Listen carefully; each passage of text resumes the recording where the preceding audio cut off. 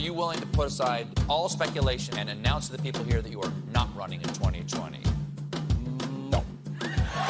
Overall, wages are down. People are working longer hours for less money. Obama aren't illegal immigrants. African Americans being mistreated in society. Noting that world leaders laughed at President Trump. Amendment Thanks to the Russian witch president's hunt. trade war. You know what it is? My new slogan, 2020. Keep America great.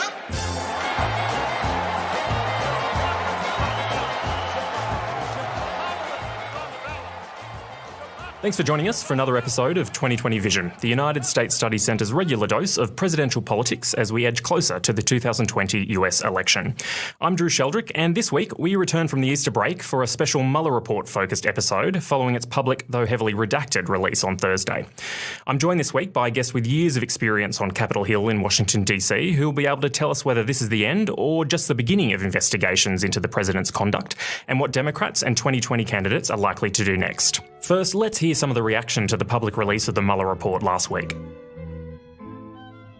I want you to know today the Mueller report was released.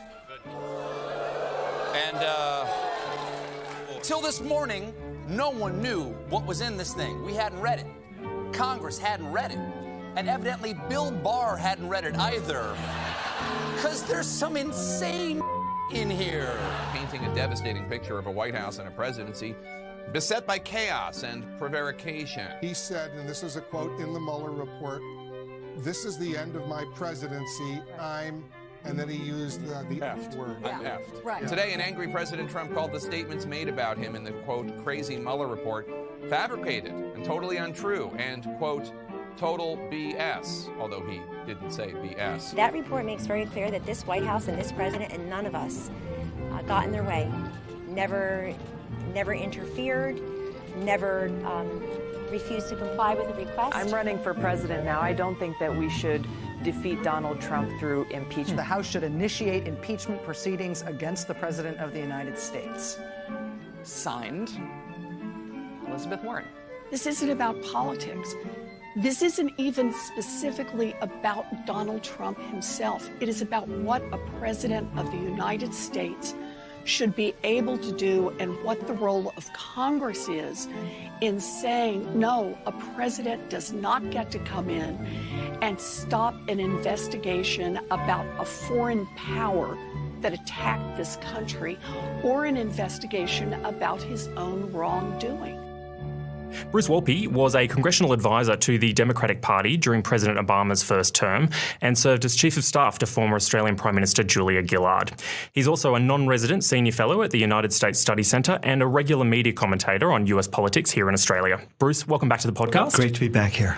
A fortnight ago, the White House and the President seemed vindicated by Attorney General William Barr's summary of the Mueller report.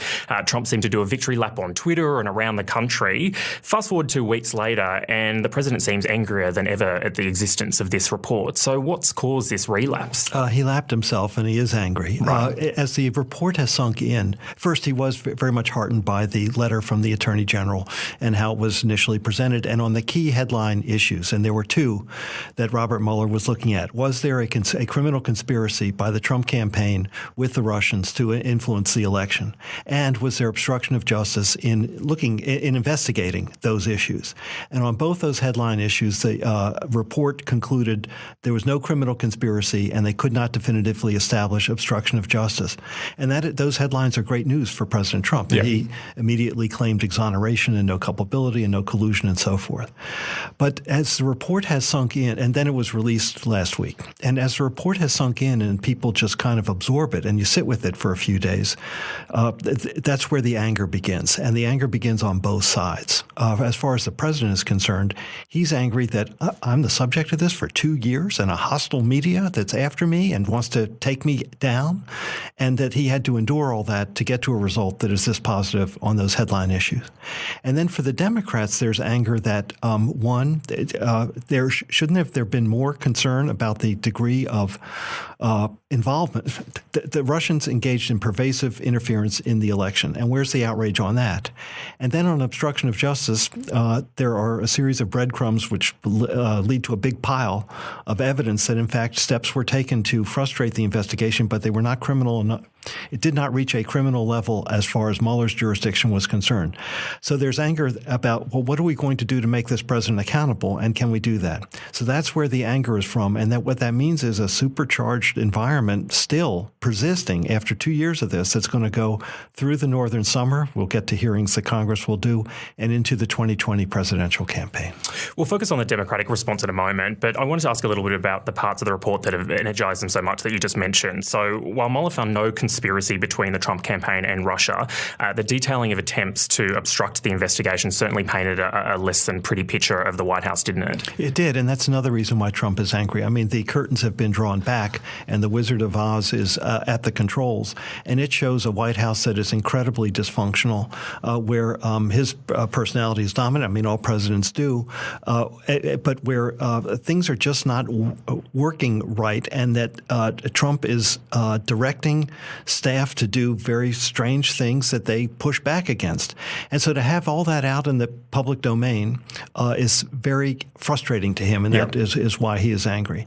As far as the Democrats are concerned, they're looking at this. They have long felt that the way Trump is unfit for office. Many of the Democrats feel this way, and that the way he acts and what he does presents a case of at least for extensive forensic investigation, and whether the president is actually following the law in the way he does his duties.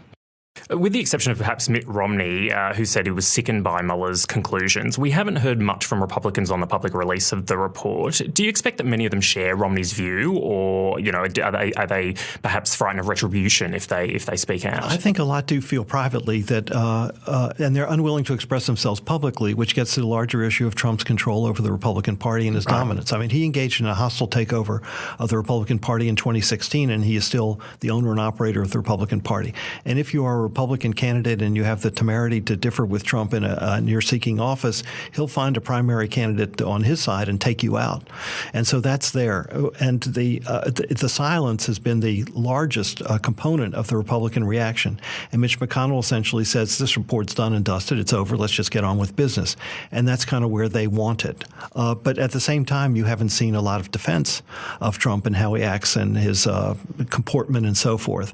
And I think a lot of people are just not proud about it. But they're all in now. I mean, the time for challenging him first was in the primaries themselves, and secondly, a little bit earlier in the term to assert themselves. That did not happen. I believe the Republicans are extremely happy with the conservative agenda of smaller government, tax cuts, and especially conservative judges and appointments throughout the government, and that is sufficient enough for their objectives that they are living with this.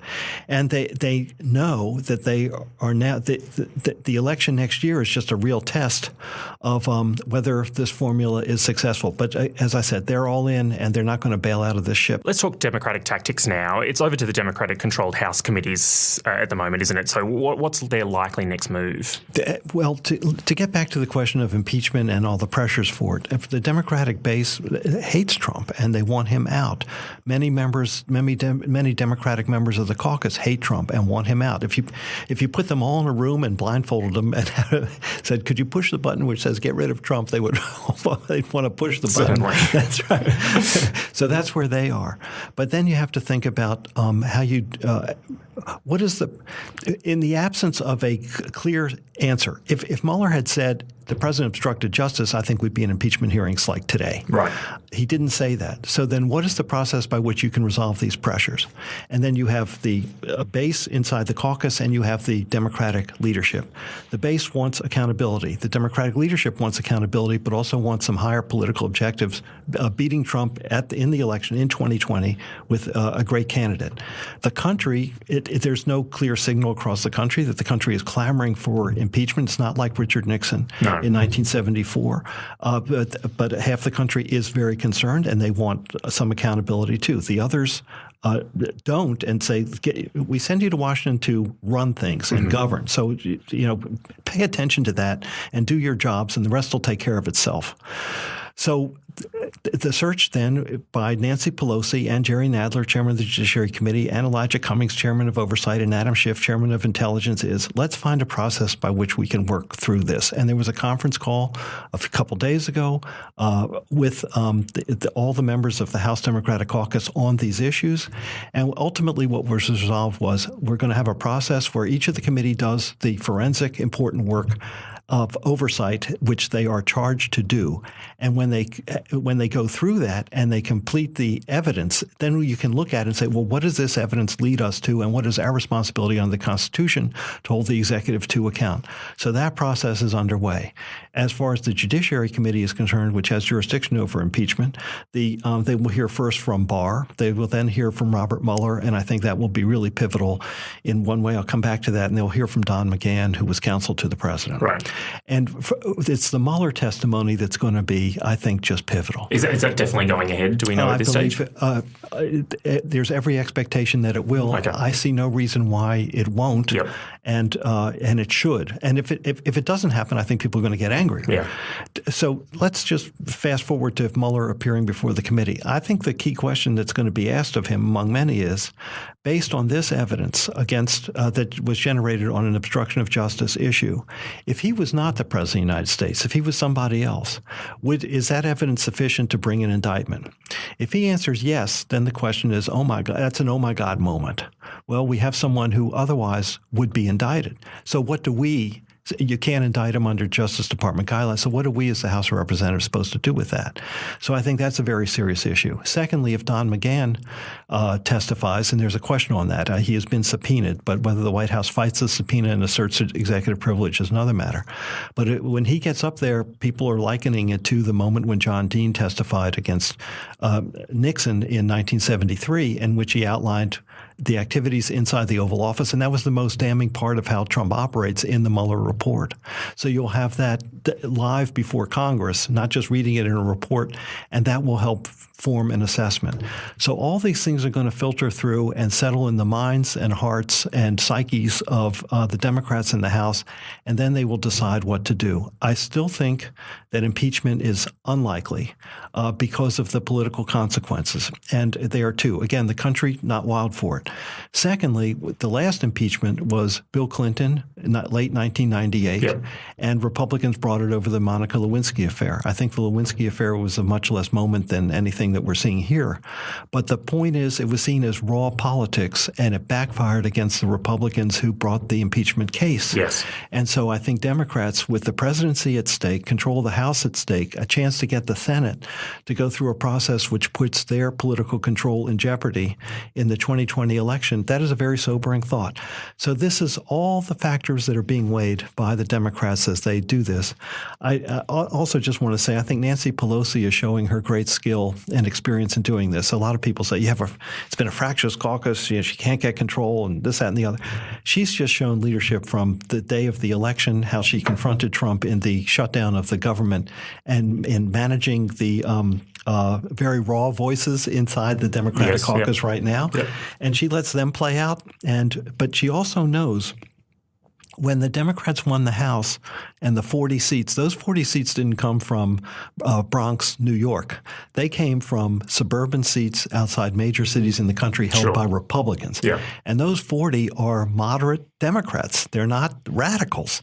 And so you move too far to the left, and then this brings in implications for who the nominee is, then are they in jeopardy in winning re-election too? So these are all the factors that are being weighed as the leadership figures out collectively what to do. You mentioned the I word. We've seen it re-emerge in the past few days with 2020 presidential candidates Elizabeth Warren and Kamala Harris advocating for Congress to take steps towards impeachment. It seemed like this was off the table just a couple of weeks ago with Democrats. So how likely is it at this stage that there's going to be enough support to start proceedings? Given what you've just mentioned about the conflicting interests and within the party and the leadership. There'll be pressure, and there'll be pressure, and it really depends. Well, is there anyone by the time time we reach a year from now, and will there be an apparent candidate a year from now, and will that candidate have endorsed impeachment, and therefore will they ask for some action even as late as 2020? I was going to say it's going to be too late by then, surely, by halfway in Washington, through. Nothing is ever too late. So you hit the deadline and you go right through it, and the government shuts down, then we'll fund you later. Yeah, right. So nothing is ever too late. But let's say it's Elizabeth Warren who looks like in October this year the rising star and will be the nominee. I mean, that's not going to happen because we haven't had any primaries by this October. But that will inform sentiment in the caucus. And because she said, I support impeachment, every candidate's going to be asked, well, where do you stand on impeachment? And I think because the base that votes generally is so active and so seized with this issue, I think there's a chance that a majority of the presidential candidates will say, I'm sorry, I think there should be impeachment because that kind of person should not serve as president. And then that will have an effect in the echo chamber of the House caucus. So it is complicated, it is very emotional, it is hypersensitive, and it's going to get hotter. Bruce, if the president isn't impeached over an issue like this, how much harder is it for future Congresses to initiate impeachment proceedings for misconduct in office, just given what we know from the Mueller report now? It's a really interesting question, and I think the answer is it does make it really hard. I mean, a lot of people are saying, how does Trump get away with all this? Why isn't he held accountable? How do you bring him to justice? And if you can't do it now, when it's occurring in plain sight, so what's going on? When will you ever have the backbone to be able to do it? But sometimes institutions have to go through searing experiences to reach a new consensus. And so I think this will, just as we can't return to the world that existed on the day before Trump was elected, we hopefully will not return to the world that exists on the day he leaves office, and we get into a different standard. But the real answer to the question is, when does the hyperpartisanship in America end, and what does it take to end it? And I don't know the answer to that question, but I know it is urgently needed. We're likely to see former Vice President Joe Biden enter the race formally this week. Do you see him as one potential candidate that might be an advocate of impeachment? I don't know. And his announcement speech will be later this week, as we're talking now live in Sydney. And I think he will talk about the standards that a president should have. And I think he knows those standards from the president he served with. And I think he wants to paint a picture of, can't we do better as a country, and a call back to first principles. And so now that may lead him to say, yeah, I think President Trump should be impeached. But I'm not sure. It'll be very interesting. But again, because it's out there, every candidate is going to have to be accountable on that question. I think Biden, we've discussed this before. When you have an unpopular president, you always think about, Trump is an unpopular or troubled president. Trump is a troubled president. George W. Bush was a troubled presidency. Sure. Richard Nixon, of course, a very troubled presidency. And then you look, well, who is effective against them? And so who was the anti-candidate, the anti-incumbent that the people turned to after a troubled presidency? With Nixon, it was Carter, who was a Southern conservative religious governor, and he didn't look like anything like Nixon. With George W. Bush, it was Obama after the Iraq War, and how ultimately that government failed to deliver domestically and internationally. And Obama looked nothing like Bush. And so who doesn't look anything like Trump? And so a person of color who has been in government, who understands that it works, not a billionaire. And so then you look, and that's why Kamala Harris can suddenly be very attractive and younger. And that's why maybe Jay Inslee, governor of Washington, could be very attractive. That's why Cory Booker could be very attractive. And so I think that is a factor in the back of people's minds as they assess candidates. I don't like where I am now, so where do we want the country to be? And then who embodies that best? For Democrats, there are two important issues. Where do you stand on issues? And can you defeat Trump? The ideal candidate will be a fusion of both those factors. But if it comes to someone who's not, I don't necessarily agree with, maybe they're more conservative than I want to be, or they're more progressive than I want to be, but I believe in my heart of hearts they can take Trump out, that's the person I'll be for. What's the risk here for Democrats if the American public sees them expending too much political capital on committee investigations or impeachment proceedings against the president? Because I imagine they're torn between their supporters, as you mentioned, who see the president wanting to see the president pay a political price sooner rather than later, and those who want Democrats to spend their time on more substantive policy issues like healthcare or the economy, for instance. That's why it has to be high-value investigations, and they have to be really authoritative. They have to be mature exercises. That's where the seniority of the chairs comes into play. If you just recall Michael Cohen's hearing and before Chairman Elijah Cummings, people were saying, wow, that was a really worthwhile exercise in oversight. And if that standard continues, then I think they'll do fine. But if it just degenerates into raw, ugly politics, and I think the overkill case was really against Hillary Clinton and Benghazi and what happened. Yeah. Yes, there were issues there, but to pursue her like that for years. Yeah. And was it a 12-hour hearing? How long was it? Yeah, it was a 12-hour hearing. Yeah. And I think the Democrats know enough not to go down that road. But they're going to have to. That's why the issue will be, okay, after we hold these hearings, then we look at what has been produced and what do we have to assess, and then we'll make a judgment. Putting aside what we know from the Mueller report for the moment, I wanted to end with a question about what you think is better for American democracy, whether it's better to have a president defeated at the ballot box than by political act like impeachment. It can't be healthy for civil society, I guess, to go through something as divisive as that, can it? No, it's very... It really hurts. But there was a cauterizing effect in Nixon's resignation, but it was cauterizing because a majority of Republicans came to the conclusion that he couldn't stay in office either. He was never impeached. He was facing impeachment in the House. It was clear where it was going to go, and so he resigned. And I think the absence of any bipartisan support for impeachment really colors the whole conversation and the conclusions that are reached. So the true engagement with Trump and Trumpism and the future of the country is in the election, and that's where it should be played out, and that will provide the most decisive result, and it's political in the least political terms. As always, Bruce, really appreciate your insight. Thanks for joining us today. Thank you, Drew. Thanks also this week to the Bubba Brass Band, Lloyd Rogers and Ketzer for their musical contributions, and to the University of Sydney's Faculty of Arts and Social Sciences for their studio assistance.